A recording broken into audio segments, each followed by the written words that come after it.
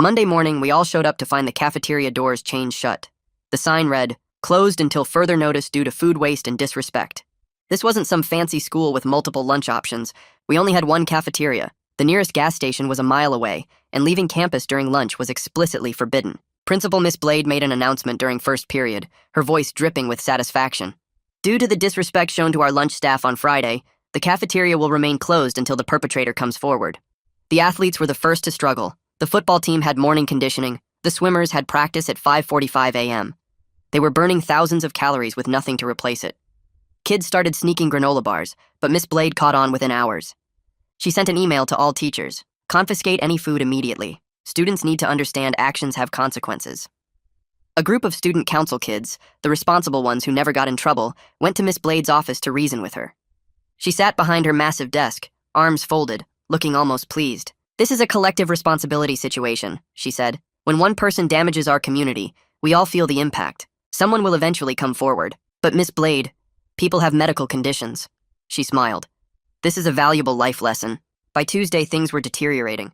Kids with low blood sugar were getting shaky and dizzy. Teachers were getting nervous, but Miss Blade called it building character through adversity. I watched my friend Jason, a diabetic, have to go to the nurse's office 3 times to test his blood sugar because he couldn't eat on schedule. The nurse looked furious but helpless. Wednesday was when I knew something had to give. Midge collapsed during chemistry. The teacher, Mr. Stank, caught her before she hit the floor, and you could see the rage on his face as he called for help. Parents started calling, lots of parents. Miss Blade sent out a mass email about teaching responsibility and preparing students for the real world. And because this was rural Alaska, there was no other school in the district. That's when Sophie had her brilliant idea. Sophie was this quiet junior who'd never caused problems, but she was also the daughter of a lawyer and the granddaughter of a woman who'd been in the school board for 20 years. She gathered about 15 of us behind the gym after school. "If they want to play stupid games, they can win stupid prizes," she said, pulling out her phone. "Everyone text your parents. Tell them you need them to bring you lunch tomorrow. Not pack it, bring it. In person, during lunch period." The plan was beautiful. It wasn't against any written rule. Parents were technically allowed to visit campus, and if our parents just happened to show up during lunch to deliver food to their starving children, well, make sure they know to stay for as long as they want, Sophie added, grinning. Thursday at 11:30 a.m. it began. First, Alfred's mom showed up with Chick-fil-A. Then 2 minutes later, Ashley's dad arrived with pizza. Then Jennifer's mom with Panera. Within 15 minutes, the front parking lot was completely full. Parents were circling, looking for spaces, parking on the grass, blocking the fire lane. The front office had 3 staff members. By 11:45, there were over 100 parents in the building, all needing to sign in, all needing visitor badges. The fire marshal showed up at 12:15. Someone had called about the blocked fire lane and the overcrowding. You could hear him yelling about capacity limits and safety violations, while parents smiled sweetly and said they'd leave soon, right after they finished feeding their children. The afternoon classes were a disaster. So many parents had stayed that teachers couldn't start on time. Miss Blade's voice came over the PA, tight with anger. All visitors must vacate the building immediately. Friday, it got worse. The word had spread. Parents coordinated. At 11:25 a.m., we watched from classroom windows as the parking lot filled up. 300 parents all teaming up with the kids against the adults. Sophie's grandmother, the school board member, was there too. She'd brought Olive Garden for 12 kids and set up a full breadstick station in the commons. When security asked her to leave, she smiled and said, "I'm on the school board, honey. I'll leave when I'm done feeding these starving children." But then Friday night, Jason collapsed at home. His blood sugar had been so unstable all week that his body just gave out. When his parents sued the school Monday morning, Miss Blade did something none of us saw coming. She reopened the cafeteria but suspended Sophie for organizing the parents. The news hit my phone during first period math when everyone's notifications started going off at once. I pulled out my phone under my desk and saw the screenshot someone had posted in our group chat, an actual court filing with Jason's parents' names listed as plaintiffs and the school district as defendant. My hands started shaking as I scrolled through the comments, kids saying things like, "Holy crap, they actually did it," and "This is insane." The whispers started spreading across the classroom even though we were supposed to be working on equations. Sarah leaned over and asked if I'd seen it, and I nodded, feeling this weird mix of shock and hope building in my chest, because maybe something would actually change now. By the time the bell rang, the entire hallway was buzzing with people huddled around phones, showing each other the screenshots and talking in excited, nervous voices. I walked to second period feeling like the air had shifted somehow, like we'd crossed some line we couldn't uncross. The intercom crackled during second period English, and Miss Blade's voice came through tight and controlled. She called an emergency assembly in the gym immediately, and my stomach dropped as we all filed out of our classrooms. The gym was packed within minutes, everyone sitting on the bleachers while Miss Blade stood at center court with a microphone. She announced that effective immediately, the cafeteria would reopen for normal operations, and a bunch of kids started clapping until she held up her hand for silence. Then she said there would be a thorough conduct investigation into Friday's events, and her eyes scanned the crowd like she was looking for specific faces. That's when she dropped the bomb about Sophie being suspended pending review for organizing the parent demonstration, and you could feel the shock ripple through the whole gym. She said the visitor policy was changed right away to prevent future disruptions, and parents would need advance approval and specific time limits for any campus visits. I looked around trying to find Sophie in the crowd, and when I finally spotted her 3 rows down, her face had gone completely white. Miss Blade finished by saying that anyone found to have participated in planning or promoting unauthorized demonstrations would face disciplinary consequences, and then she dismissed us back to class like she hadn't just declared war on half the student body. I caught up with Sophie in the hallway right after the assembly ended, pushing through the crowd of kids who were all talking at once. She was standing against the lockers looking absolutely stunned, but she already had her phone out and her thumbs were flying across the screen. I asked if she was okay, and she looked up at me with this expression that was part shock and part determination. She told me she was texting her grandmother right now, and they were going to draft an appeal tonight because this was total retaliation. Her voice was shaking a little, but she kept typing, and she said her grandmother was already furious about the suspension, calling it punishment for protected speech. Sophie showed me part of the text chain where her grandmother had written that they had documentation of everything, every email and announcement and policy Miss Blade had sent out. I told Sophie I'd help however I could, and she nodded and said we'd need to organize, but carefully this time, because Miss Blade was clearly watching everyone now. The bell rang for third period, but neither of us moved right away, just stood there in the hallway while other kids rushed past us to their classes. During lunch, I was sitting in the cafeteria trying to eat the first hot meal we'd had in over a week when Caitlin Moore, the school nurse, walked over to my table. She asked if she could talk to me privately for a minute, and something about her expression made my stomach tighten. We walked over to the corner by the vending machines where it was quieter, and she kept her voice low as she told me she'd been documenting Jason's blood sugar readings all last week. She said every single reading was in her records as medically serious incidents, unstable levels that showed clear health impacts from not being able to eat on schedule. Caitlin looked genuinely worried as she explained that she'd already sent a memo to the administration, urging them to preserve all medical records because this could become evidence in the lawsuit. She said she was concerned about other students too, kids who'd struggled during the closure but never came to her office to report symptoms. I asked if she thought the documentation would actually help, and she nodded and said, "Medical records don't lie. They show exactly what happened to students' health during that week."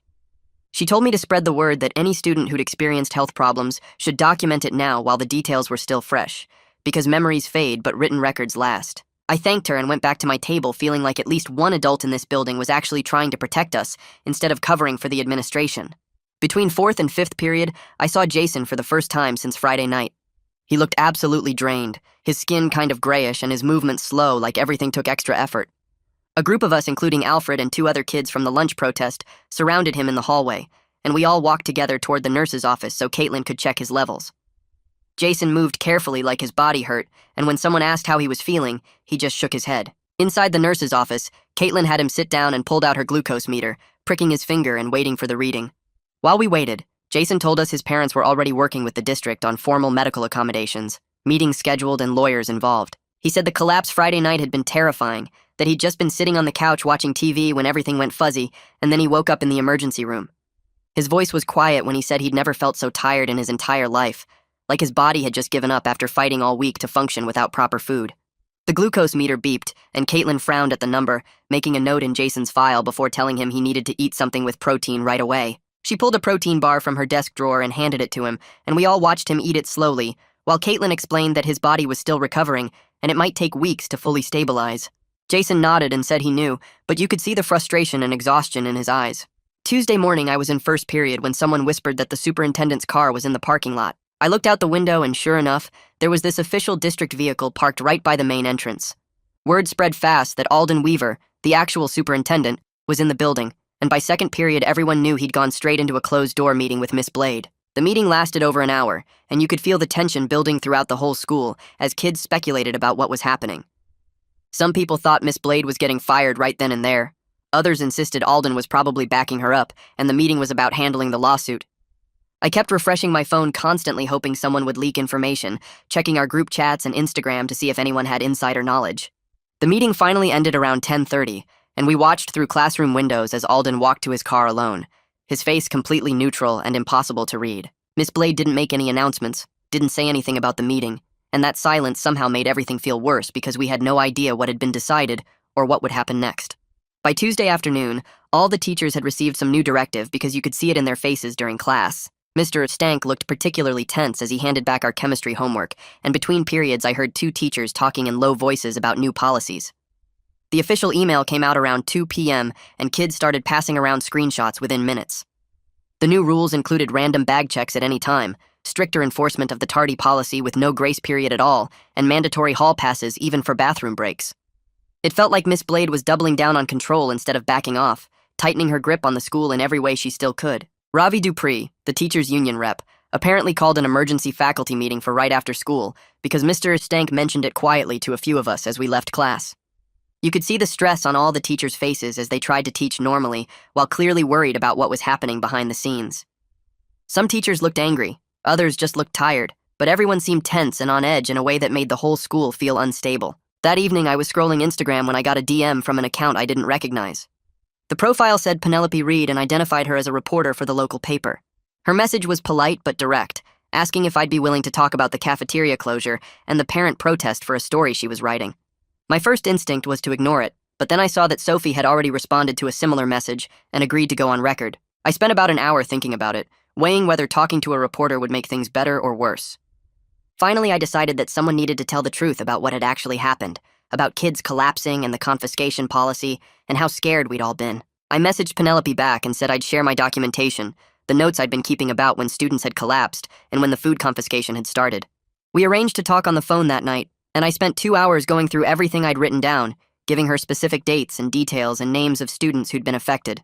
Sophie called me after her interview and said Penelope seemed genuinely interested in getting the facts right, not just writing some sensational story. Tuesday night around 9 p.m., Penelope's article went live on the paper's website. The headline read, "Rural Schools Food Ban Sparks Parent Revolt and Lawsuit," and within minutes my phone was blowing up with people sharing the link.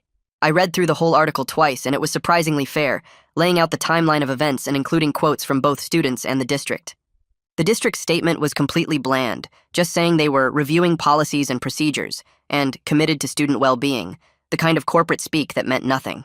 But then the comment section started filling up fast, and that's where things got heated. Parents from our community were sharing screenshots of Miss Blade's original email about confiscating food, the one that said students needed to understand consequences. Other people were defending Miss Blade, saying she was teaching valuable lessons about responsibility and that parents today were too soft on their kids. I watched the comments multiply, people taking sides and arguing back and forth, and it felt surreal to see our school situation becoming this public debate. Some comments were supportive, thanking students for standing up, but others were harsh, calling us spoiled and entitled and saying we needed to learn respect for authority.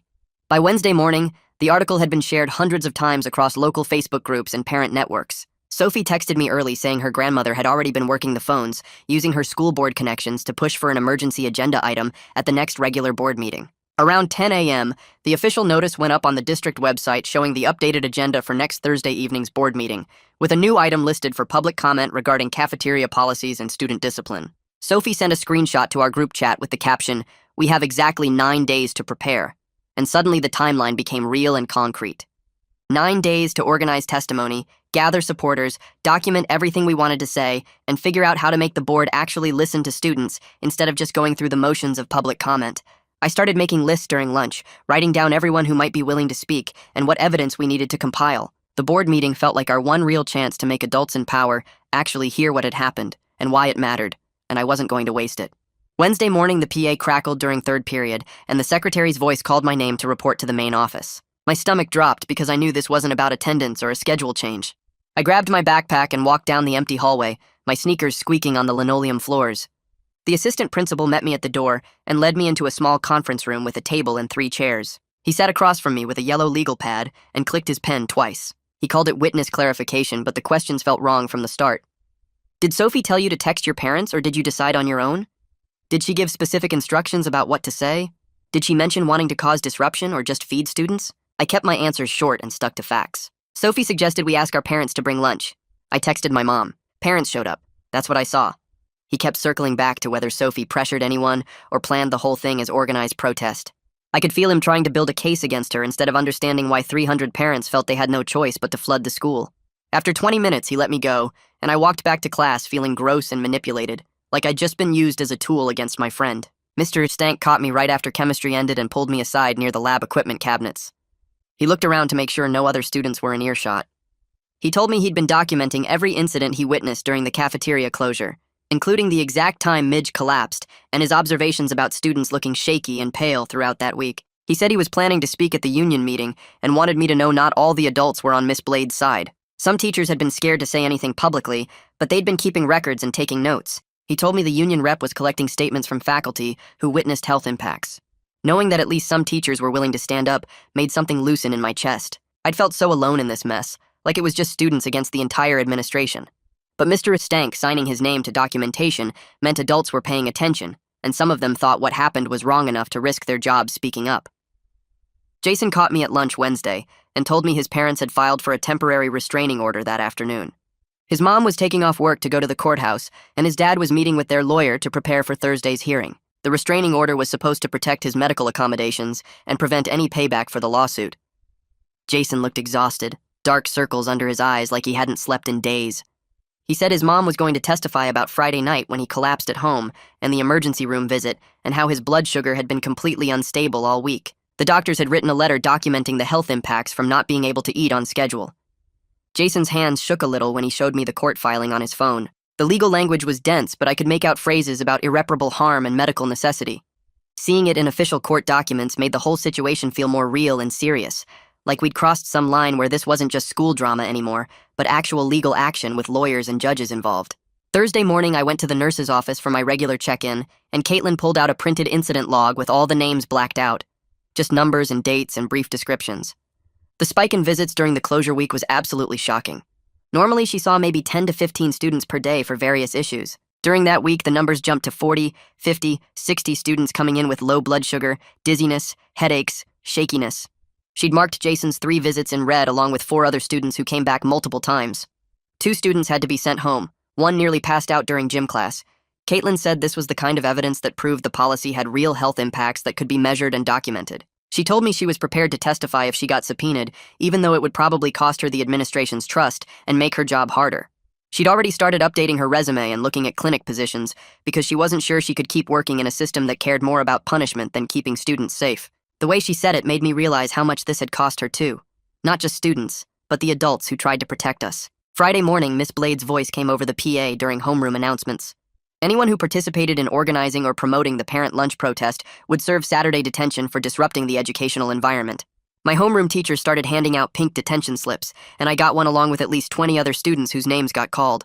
The slip said I had to report to the library Saturday morning at 8 a.m. for 4 hours of supervised study. The unfairness of it hit me hard, like getting punched in the stomach. We were literally just trying to eat lunch. We asked our parents to bring us food because the cafeteria was closed and we were starving. And now we were getting punished for it like we'd committed some major rule violation. Sophie got a slip even though she was already suspended. Alfred got one. The girl who'd just asked her dad to bring pizza got one. I shoved the pink paper into my backpack and tried to focus on the rest of the announcements, but I couldn't stop thinking about how twisted the whole thing was. The parents regrouped fast in a group chat that Sophie's mom shared with us students.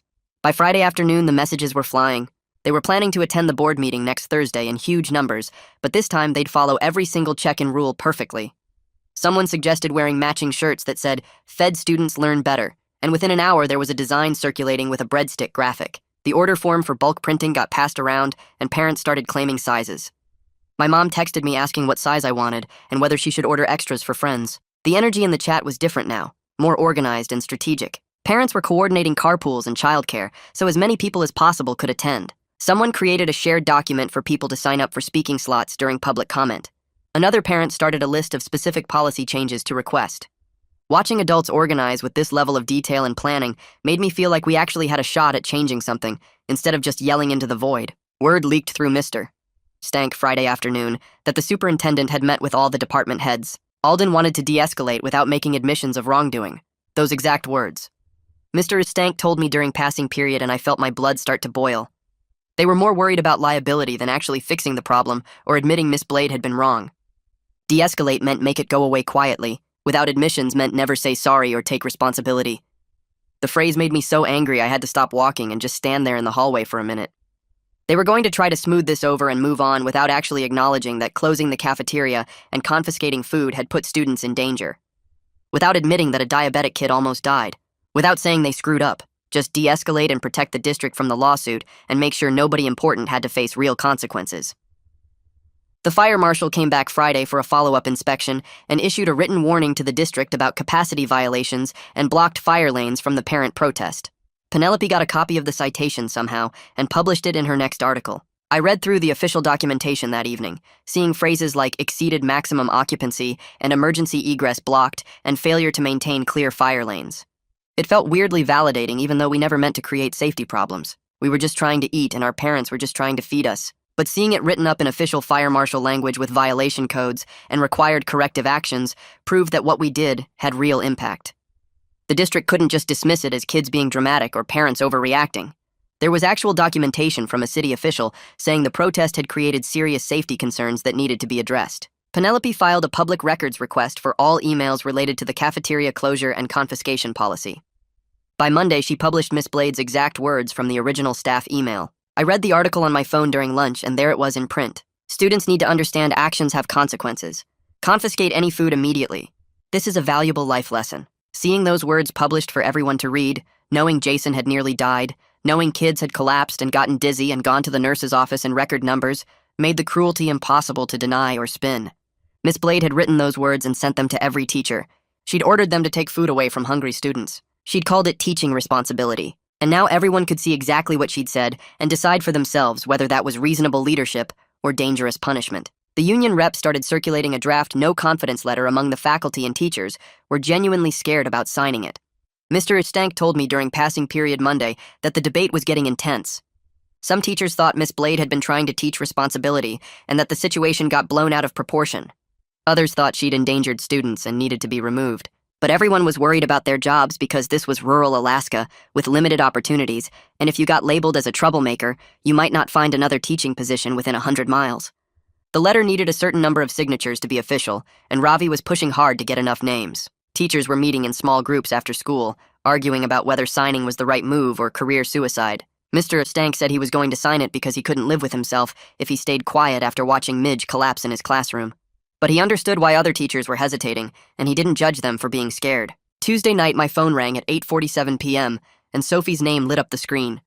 I answered and immediately knew something was wrong because her voice sounded thick and shaky. She told me some kids were saying she should just accept the suspension and stop fighting it because her appeal was making everything worse for everyone. I sat down on my bed and asked her who was saying that. She named 3 student council kids who'd been part of the original protest planning. They'd pulled her aside after school and told her the district would go easier on everyone else if she took the fall alone. I felt my stomach drop because that was exactly the kind of divide and conquer tactic Miss Blade would want. We talked for over an hour, and I kept telling Sophie that appealing on principle mattered more than taking heat off other people. If they could suspend her for organizing parents to bring lunch, they could punish anyone for anything next time. The precedent would be set that student organizing equals punishment. Sophie kept saying she was scared of making her college applications harder or getting labeled as a troublemaker. I understood that fear completely, but I also knew that backing down now would tell the administration they could get away with anything. By the time we hung up around 10 p.m., Sophie sounded steadier and said she was going to keep fighting the appeal. I lay in bed afterward feeling exhausted from trying to hold her up when I was barely holding myself together. Wednesday crawled by with normal classes but weird tension everywhere. Kids were whispering about what might happen at the board meeting next week. Thursday lunch started normally with everyone getting food from the reopened cafeteria. Then, at exactly 11:38 a.m., Alfred stood up in the middle of the commons holding a glucose tablet in his hand. He didn't say anything, just sat back down and placed the tablet on the table in front of him. Within 2 minutes, other kids started doing the same thing. Some had glucose tablets, others had empty granola bar wrappers, a few had juice boxes they weren't drinking. Everyone just sat there completely silent, staring at the food items in front of them. The cafeteria got eerily quiet as more students joined in. By 11:45, probably 200 kids were sitting in total silence with medical snacks or food packaging displayed on their tables. Nobody was eating anything. Nobody was talking. We just sat there making our point about what Miss Blade had forced us to do during the closure. I watched the cafeteria monitors look confused and uncomfortable. Around noon, Miss Blade walked through the commons and her face went tight with anger. She stopped in the middle of the room and looked around at all of us. You could see her wanting to punish someone, but there was nothing to punish. We weren't breaking any rules. We were just sitting quietly with food we weren't eating. She stood there for maybe 30 seconds that felt like forever, then walked out without saying anything. The protest continued through the entire lunch period. When the bell rang at 12:25, everyone picked up their items and threw them away or put them back in bags. Still, nobody talked. We just went to fifth period like nothing had happened. But something had definitely happened, and everyone knew it. Thursday afternoon at 2:15 p.m., Jason's parents went to the courthouse for the temporary restraining order hearing. Jason texted our group chat updates every few minutes. His parents presented his affidavit describing the collapse and how he still felt exhausted weeks later. They had medical records from the emergency room visit and documentation from Caitlin about his unstable blood sugar readings during the cafeteria closure. The district's lawyer tried to argue that accommodations were already in place and the restraining order was unnecessary. But Jason's mom apparently destroyed that argument by pointing out the accommodations only existed because they sued, and nothing prevented the district from removing them again. The judge asked specific questions about Jason's current health status and what accommodations he needed. At 3:47 p.m., Jason texted that the judge granted the order. It required immediate medical accommodations, including unrestricted access to snacks and water during school hours. The order also explicitly prohibited any reprisals connected to his healthcare needs or his family's lawsuit. Jason added 3 exclamation points to his text. It felt like a real legal win, even though it only protected one student. The order didn't change policy for everyone else, but at least Jason was safe now. I texted back congratulations and felt this weird mix of relief for him and frustration that the rest of us were still vulnerable. Thursday evening around 6:30 p.m., Sophie sent a screenshot to our group chat. The district compliance office had sent out a memo requiring that all cafeteria operations meet medical accommodation standards immediately. The memo said they needed to maintain consistent food service and couldn't close the cafeteria again without triggering ADA violations. Sophie added 3 celebration emojis and the message, "We did it." I read through the memo twice, looking for loopholes or ways they could weasel out of it, but the language seemed pretty clear. The cafeteria had to stay open and accessible. For the first time in weeks, I felt like we'd actually created some breathing room and protection. Not just for Jason, but for everyone who needed regular meals. I saved the screenshot in my documentation folder and sent Sophie a thumbs up emoji. That night, I actually slept better than I had since this whole thing started. Friday morning destroyed that good feeling immediately. Miss Blade's voice came over the PA during first period announcements. She said the school was implementing enhanced hallway monitoring and a stricter tardy policy effective immediately. Any student more than 30 seconds late to class would receive automatic detention. No warnings, no excuses. Hallway sweeps would happen between every period. I looked around my English classroom and saw other kids looking equally shocked. By second period, the hallway sweeps had started. Security guards and administrators stood at major intersections timing students. I watched a freshman girl get stopped and written up for being 25 seconds late because she'd stopped at her locker. The detention slip got handed to her right there in the hallway. By lunch, everyone was exhausted and angry. The retaliation was so obvious it hurt. We couldn't win without Miss Blade finding new ways to punish us. The cafeteria was open, but school life was harder in every other way she could control. Kids were practically running between classes to avoid being 31 seconds late. The stress was worse than before in some ways, because at least during the closure, we knew what we were fighting. Now it felt like fighting smoke. Friday afternoon, I had a scheduled check-in with Caitlin because of the whole situation. I sat in her office and she looked tired in a way that went beyond physical exhaustion. She told me she was limited by the chain of command and couldn't publicly contradict administration without risking her job. Everything she did had to go through proper channels. She was documenting every incident meticulously to protect both students and herself, creating a paper trail in case things got worse or turned legal. But I could see the struggle on her face as she talked about watching kids suffer while following institutional rules that protected the system over students. She said she'd applied to a few clinic positions outside the school district. Not because she wanted to leave, but because she wasn't sure she could stay in a system that worked like this. I thanked her for everything she'd been doing and told her I understood if she needed to leave. She gave me this sad smile and said she hoped it wouldn't come to that, but she had to protect herself too. Walking out of her office, I felt grateful she was documenting everything, but also scared about what would happen if she actually left. Penelope's next article posted Friday evening, and I read it on my phone before dinner. She'd interviewed a parent who fully supported Miss Blade. The parent called her a strong leader willing to make tough choices, said kids today need to learn consequences, and that we were all spoiled for complaining about missing a few meals. The parent talked about how their generation walked to the school uphill both ways and never whined about being hungry. Reading someone from our own community defend what happened made me so mad I had to put my phone down. But it also forced me to recognize this wasn't a simple story where everyone agreed on right and wrong. Our community was genuinely divided. Some people thought Miss Blade had endangered students. Others thought she was teaching valuable lessons about responsibility. That split was going to make the board meeting even harder because we weren't just fighting the administration. We were fighting against some of our own neighbors who thought collective punishment built character. The board meeting notice hit local Facebook groups Friday night, and by Saturday morning, the comment wars were absolutely brutal. I scrolled through the threads feeling sick. People were calling students spoiled brats who needed to learn respect. Other people were calling Miss Blade a dangerous administrator who shouldn't be near kids. Threats about recalls and lawsuits flew in every direction. Someone posted Miss Blade's home address before moderators deleted it. Parents were attacking each other personally. Former friends were going after each other in comment threads. I started screenshotting the worst comments and saving them in a folder because some of this felt like it crossed into harassment territory. If things escalated further, I wanted documentation of who said what. The toxicity was overwhelming and it was only Saturday. The actual board meeting wasn't until Thursday. I couldn't imagine how bad things would get by then. Friday afternoon, Mr. Stank had signed the no confidence letter. Ravi sent an email to all faculty Friday evening announcing the vote would happen Monday during the staff meeting. I heard about it through Mr. Stank, who stopped me in the hallway Friday before I left school. He looked relieved to have made the decision, but also nervous about potential consequences. Knowing that teachers were willing to formally declare they'd lost faith in Miss Blade's leadership gave me hope, but I also knew the district could completely ignore the vote if they wanted to. It was more symbolic than binding. The board didn't have to fire Miss Blade just because teachers voted no confidence. Still, having that vote on record before the board meeting felt important. It showed this wasn't just students and parents complaining. The faculty themselves had lost trust in their principal's judgment and leadership. Saturday morning, Sophie texted, asking if I could come over Sunday night to help her practice her board meeting statement. Her grandmother was coaching her all weekend on proper procedures. How to request speaking time, the 3-minute limit, staying calm and factual instead of emotional. Sunday evening, I showed up at Sophie's house around 6 p.m. Her grandmother was there with printed copies of board meeting rules and a timer. Sophie had written out her statement longhand on notebook paper. She practiced reading it while her grandmother timed her and gave feedback. Cut that part, it sounds too angry. Add specific dates there, facts matter more than feelings. Slow down when you read the policy violations, let them sink in. I sat on Sophie's couch watching her transform from a suspended kid into someone who could professionally advocate for herself and others. By the third run-through, she had it down. Her voice stayed steady. She hit all the key points.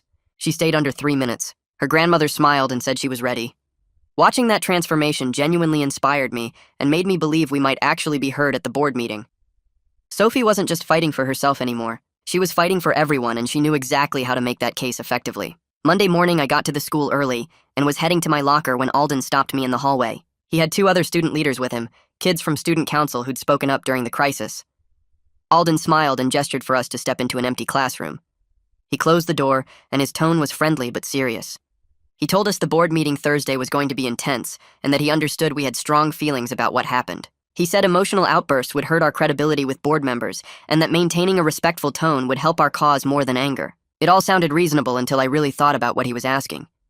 He wanted us to make the district look good while they decided whether to actually hold Miss Blade accountable for nearly killing kids. He was asking us to tone down our truth so the adults wouldn't feel uncomfortable hearing it. I nodded and said I understood, but walking out of that classroom I felt manipulated. Alden wasn't actually on our side. He was protecting the district's reputation and using us to do it. His supposed support felt hollow and calculated, like he cared more about optics than actual change. Saturday morning, I showed up at Sophie's house again to help with her suspension appeal. She'd printed out district policy documents and highlighted sections about student speech and parent involvement. We spent 3 hours at her kitchen table drafting a statement that methodically explained how organizing parents to deliver lunch violated no written rules. Sophie cited specific policy numbers and dates. She documented that parents were allowed on campus with proper sign-in procedures. She showed that student advocacy was protected under district guidelines about free expression. The legal precision of her argument was impressive. Her grandmother reviewed it twice and made small edits for clarity. By noon, we had a formal appeal packet with documentation, witness statements, and policy citations. Sophie's hands shook slightly as she sealed the envelope. She told me she was scared but also angry enough to fight. I watched her walk to the mailbox and drop the appeal in. The legal precision made me think she might actually win this. Monday, the cafeteria reopened with longer hours and more food options. The district had clearly panicked about the lawsuit and added morning and afternoon service windows. But the execution was terrible. Lines stretched down the hallway during lunch because they hadn't hired enough staff. Kids were waiting 30 minutes just to get food. The quality was awful too. Everything looked and tasted like it came from the cheapest bulk supplier. Athletes were still struggling because even with longer hours, there wasn't enough protein or calories to sustain people doing morning conditioning and afternoon practice. I watched football players grab 3 sandwiches and still look hungry. The swimmers were eating protein bars between classes because the cafeteria food wasn't enough. The whole situation showed that just reopening wasn't enough. The underlying problems with school food were still completely unaddressed. We'd won the battle to reopen, but the system remained broken and underfunded. Tuesday, a rumor started spreading that completely changed how I thought about the original cafeteria closure. Multiple people were saying the initial disrespect to lunch staff wasn't even a student. Supposedly, it was a coach who'd complained about portion sizes being too small for athletes. Nobody could confirm it, and there was no proof, but the possibility made sense. Coaches had been vocal about food issues for months. If the whole nightmare actually started because an adult complained and Miss Blade decided to punish students for it, that made the collective punishment even more insane. I asked around trying to verify the rumor, but everyone had heard it from someone else. No one had first-hand knowledge. Still, the possibility that we'd all suffered because of adult behavior made me absolutely furious. The absurdity of punishing hundreds of kids for something a coach might have done felt like peak administrative dysfunction. Penelope published a new article Tuesday afternoon that gave me hope. The headline was about collective punishment in schools, and she'd interviewed education policy experts from universities. The experts explained why punishing entire groups for individual actions harms students and violates basic fairness principles. They cited research about how collective punishment damages trust and creates hostile learning environments. Seeing outside authorities validate what we'd been saying felt important. These weren't just angry students complaining. These were professors and researchers confirming that Miss Blade's approach was educationally unsound and ethically wrong. I shared the article on every platform I could think of. I texted it to parents, posted it in group chats, put it on my Instagram story. I wanted every board member to see that experts agreed with us before Thursday's meeting. Wednesday afternoon, things got more intense. The assistant principal started pulling students out of class for individual questioning. They took Sophie, me, and at least 5 others I knew about. Each time they asked us to come alone without calling our parents first. In my session, they asked who organized the parent lunch plan and who knew about it in advance. They wanted to know if Sophie had pressured anyone or if parents acted independently. The questions felt designed to build a case against Sophie rather than actually understand what happened. After school, we compared notes in the parking lot and realized they'd asked everyone similar questions. The pattern was obvious. They were trying to gather evidence to justify Sophie's suspension and maybe punish more people. We started a shared document logging every interaction with administration. Dates, times, exact questions, who was present. If they were building a case, we needed our own documentation of their investigation tactics. Thursday morning brought good news for Jason specifically. The judge converted his temporary restraining order into a longer accommodation order. The order specifically protected his medical needs and guaranteed his right to food access regardless of school policies. Jason texted me a photo of the court document, and I felt relieved that he was legally protected now. But the victory felt incomplete. The order only covered Jason's individual case. It didn't change broader school policy or protect other students with medical needs. Everyone else remained vulnerable if Miss Blade or another administrator decided to implement collective punishment again. I was glad Jason was safe, but frustrated that the system still allowed this kind of thing to happen to others. Thursday afternoon, the union vote finally happened. Ravi had been organizing for over a week, and teachers voted during their staff meeting. The no-confidence measure passed, but only by about 60%. That meant 40% of teachers either supported Miss Blade or were too scared to vote against her. The district was legally required to acknowledge the vote, but didn't have to take any action. It was more of a public statement than actual leverage. Still, seeing it reported in Penelope's coverage added pressure. The board would know that a majority of teachers had formally declared they'd lost faith in their principal's leadership. That had to mean something even if it wasn't legally binding. Friday, I stopped by the nurse's office to check my blood pressure for a sports physical, and Caitlin looked exhausted. We talked while she took my vitals, and she told me she was actively interviewing for positions at clinics and private practices. She explained that the moral injury of watching students suffer while being unable to fully protect them was damaging her mental health. She said staying in a system that prioritized control over student well-being felt unsustainable. I completely understood, even though the thought of losing her was devastating. Caitlin was the one adult in the building who consistently advocated for students. She documented everything and pushed back where she could. But she also had to protect herself. I told her I'd support whatever decision she made and thanked her for everything she'd done for us. Friday afternoon, word started spreading through parent networks about Alden's newest idea. He was floating the concept of an independent review to board members. Parents were sharing screenshots of emails and text messages discussing it. The whole thing felt like political cover. Alden wanted a way to look responsive without directly firing Miss Blade or admitting the district had screwed up.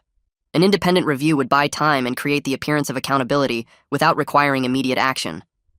The calculated nature of it made me cynical about whether real institutional change was possible, but I also recognized this might be the only realistic path to any accountability at all. The board wasn't going to fire Miss Blade outright, and the district wasn't going to admit wrongdoing. An independent review might be the best we could hope for, even if it felt like a compromise designed to protect adults rather than students. Monday morning, Sophie walked into the district office building downtown for her appeal hearing. The building smelled like old carpet and coffee. A secretary directed her to a conference room on the second floor, where 3 people from the district office sat behind a long table with folders and laptops spread out in front of them. Sophie had her documentation organized in a binder with color-coded tabs marking different sections. She sat across from the panel and pulled out her notes.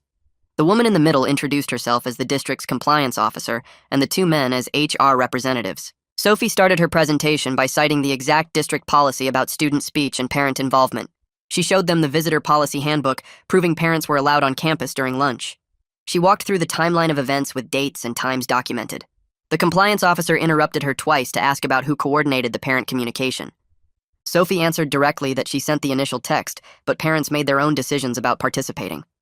One of the HR reps asked if she understood why the administration viewed the lunch disruption as problematic. Sophie responded that she understood their perspective, but the cafeteria closure created medical emergencies that required immediate response. The panel members looked at each other, and the compliance officer made notes on her laptop. They asked about Sophie's intentions and whether she meant to cause capacity violations. Sophie explained she only wanted to make sure students could eat lunch and had no idea so many parents would show up. The questioning went on for 40 minutes. The panel said they needed to review the documentation and deliberate privately. They would issue a written decision within 1 week. Sophie gathered her materials and left the building feeling completely drained. The waiting felt worse than the hearing itself, because now her academic record hung in limbo while bureaucrats decided her fate. That same week, some parents started drafting recall petition language targeting Miss Blade and the board members who supported her. The language was harsh and accusatory. Sophie's grandmother heard about it through her board connections and called an emergency meeting at her house Tuesday night. About 15 parents showed up in her living room. The grandmother explained that recall petitions required thousands of signatures and months of work. She argued they should wait for the board vote on Thursday and use the recall threat as leverage only if the board refused to act. She said premature recall efforts would make the board defensive and less likely to vote for accountability. Her experience with local politics carried weight. Most parents agreed to hold off on the recall petition for now. They would focus their energy on showing up for the board meeting and delivering powerful testimony instead. The grandmother made everyone promise not to file any petitions until after Thursday's vote. People left her house frustrated but willing to follow her strategic guidance. Wednesday night, I stood in my bathroom practicing my board meeting speech in front of the mirror. I had written out talking points on index cards with specific dates and facts. September 18th, when Midge collapsed in chemistry. September 19th, when Miss Blade sent the confiscation email. September 25th, when the fire marshal issued citations. October 2nd, when the judge granted Jason's medical accommodation order. I timed myself speaking and kept going over 3 minutes. I edited out the parts where I called Miss Blade's actions cruel and focused on documented outcomes instead. My hands shook as I held the index cards. I practiced making eye contact with my reflection. I rewrote the ending 3 times, trying to sound clear instead of angry. My mom knocked on the bathroom door asking if I was okay. I told her I was fine and kept practicing. I knew if I could just get through 3 minutes of factual testimony without my voice cracking, I would have done everything possible to make our case. I practiced until my throat felt dry, and the words stopped sounding like real language. Thursday evening, the district office parking lot was already full when we arrived at 6:30. Cars lined both sides of the street. People walked toward the building in groups carrying signs and folders. The boardroom had maybe 80 chairs, but over 200 people showed up. Families packed the hallway outside with kids sitting on the floor. Security opened the overflow area in an adjacent room with a video feed. The board members filed in looking nervous. Philip Gordon, the board president, called the meeting to order and explained the public comment rules. 3 minutes per speaker. Stay on topic. No personal attacks. The sign-up sheet had 47 names. I was number 12. My stomach felt tight as I waited for my turn. When Philip called my name, I walked to the podium with my index cards. I stated my name and grade for the record. Then I went through the specific dates when students collapsed and the documented health impacts. I mentioned the confiscation email and read the exact quote about actions having consequences. I cited the medical accommodation order and the fire marshal citations. I explained that collective punishment created measurable harm to students with medical needs. My 3 minutes ended right as I finished my last sentence. I walked back to my seat and my legs felt weak. Jason testified next about his collapse and the ongoing fatigue that kept him out of basketball. His voice stayed steady, but you could see the exhaustion in his face. Sophie described how the suspension affected her college applications and explained that organizing parents were protected speech. Parent after parent stood up and shared how they felt forced to disrupt school just to feed their hungry children. One mom cried while describing her daughter's low blood sugar episodes. A dad talked about missing work to deliver lunch. The testimony kept coming for over an hour. The weight of all those voices saying the same thing felt powerful. Immediately after public comments ended, Alden stood up and walked to the front. He had a presentation loaded on his laptop connected to the projector. He went through his findings, slide by slide. Policy missteps that created health risks. Fire safety citations from blocked lanes and capacity violations, legal exposure from Jason's lawsuit and the accommodation orders, documentation of multiple student medical incidents during the closure week. He showed a graph of nurse office visits that spiked dramatically. He presented the union no-confidence vote results. Then he made his recommendation for administrative leave pending an independent review. His presentation lasted 20 minutes and covered everything with surprising honesty about institutional failures. He acknowledged the district should have intervened sooner. He admitted the collective punishment approach violated best practices. Watching him present the case against his own employee felt strange. Part of me respected his willingness to be candid. Another part felt angry that it took a lawsuit and media coverage to get this level of accountability. The board members asked him clarifying questions about the review timeline and who would serve as interim principal. Then Philip gave Miss Blade 15 minutes to respond. She walked to the podium looking completely calm. She started by saying she stood by her decision to close the cafeteria as a teaching moment about collective responsibility. She explained that students needed to learn that individual actions affect the whole community. She said the manufactured crisis was blown out of proportion by parents who coddle their children instead of letting them face consequences. She argued that resilience comes from adversity, and modern students lack the toughness previous generations had. She claimed the parent lunch disruption proved her point about entitlement. She said she would make the same decision again because leadership requires making unpopular choices.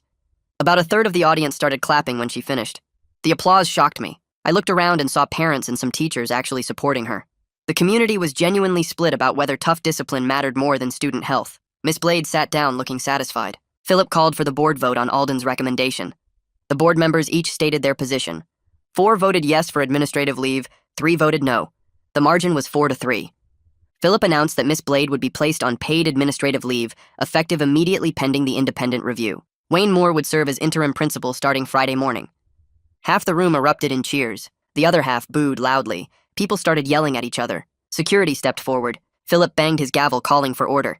I sat in my chair feeling exhausted relief but no sense of celebration. The narrow vote proved how easily this could have gone the other way. 3 board members thought Miss Blade did nothing wrong. That reality felt heavy.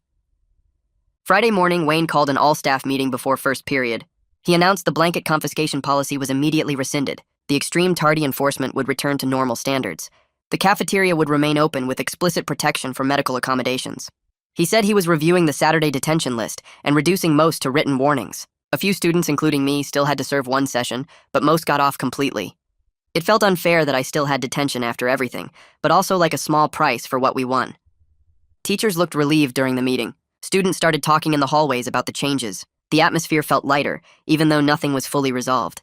Friday afternoon, I was in chemistry when my phone buzzed with a text from Sophie. Her appeal decision came back. The suspension was reduced to a written warning that would stay on her record but would not appear on transcripts sent to colleges. She sent me a screenshot of the official letter. The decision acknowledged the punishment was excessive given the circumstances. Sophie texted that she was accepting it instead of fighting further. She was exhausted and wanted to focus on the policy reform work ahead rather than more appeals. I understood completely. The partial victory was better than nothing. At least the reduced penalty recognized she did not deserve a full suspension. Penelope's follow-up article posted Saturday morning with quotes from board members explaining their votes. The ones who voted yes talked about accountability and student safety. The ones who voted no defended Miss Blade's leadership and criticized parent overreach. The article included reactions from community members on both sides. I made the mistake of reading the comment section. People were attacking each other with personal insults and threats. Someone called Sophie's family a bunch of entitled lawyers. Another person said Miss Blade should sue for defamation. The toxicity kept going for hundreds of comments. Sophie called me Saturday afternoon, and we talked about stepping back from social media.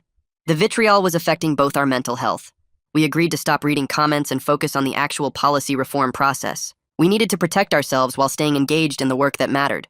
The online fighting was not productive, and we could not control what strangers said about us. We decided to let the adults argue online while we focused on making real changes through proper channels. The weekend passed in this weird, quiet space where nothing felt settled. Monday morning, I walked into school and the atmosphere was different. Teachers looked less tense in the hallways. Wayne stood by the main entrance greeting students, which Miss Blade never did. He smiled at people and asked how their weekends went. It felt strange, but good. First period, mister. Stank seemed more relaxed during chemistry. He actually made a joke about molecular bonds that got a few laughs.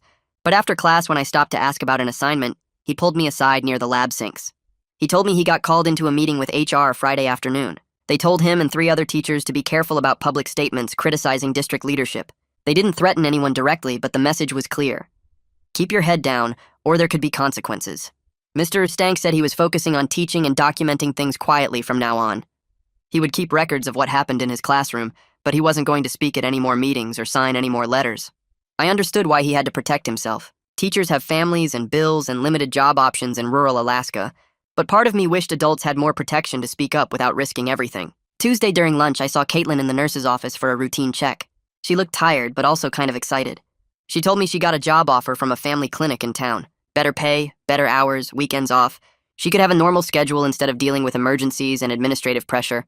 But she was genuinely torn about leaving. She cared about the students and wanted to keep fighting for better policies. We talked for probably 20 minutes about whether staying was worth it. She said she was setting firm boundaries either way.